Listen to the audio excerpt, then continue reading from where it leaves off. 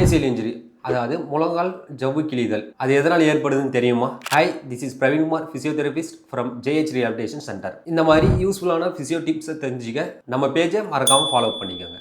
ACL அதாவது anterior cruciate ligament, இது வந்து நம்மளுடைய முட்டியோட முன்பகுதியில் இருக்கக்கூடிய ஒரு முக்கியமான லிகமெண்ட். இதுதான் நம்மளுடைய நீ ஸ்டெபிலிட்டிக்கு வந்து ரொம்ப ஹெல்ப்ஃபுல்லாக இருக்குது. இந்த ஏசிஎல் இன்ஜுரி வந்து ரொம்ப காமனான ஸ்போர்ட்ஸ் இன்ஜுரி. இது வந்து எதனால் நடக்குதுன்னா, நம்ம வேகமாக நடக்கும் போதோ இல்லை வேகமாக ஓடும் போதோ சடனாக நீ ட்விஸ்ட் ஆயிடுச்சுன்னா இந்த ஏசிஎல் இன்ஜுரி நடக்குது. இது வந்து ஸ்போர்ட்ஸ் பர்சனுக்கு மட்டும் வரக்கூடிய பிரச்சனை கிடையாது. இது நார்மலான பீப்புளுக்கு வரும். எப்போ வரும் அப்படின்னா, ரொம்ப ஹைட்ல இருந்து கீழே குதிக்கிறோம், லேண்ட் ஆகும்போது நம்ம முட்டி வந்து சரியான பொசிஷன்ல இல்லை, ட்விஸ்ட் ஆகுது, அந்த மாதிரி நேரத்துலையும் வரும். நம்ம நீ வந்து ஓவரா ஸ்ட்ரெச் ஆகுது, அந்த மாதிரி நேரத்துலையும் இந்த பிரச்சனை வரதுக்கு சான்சஸ் அதிகம். இந்த பிரச்சனை வந்துருச்சுன்னா நீல வந்து சிவியர் பெயின் இருக்கும்.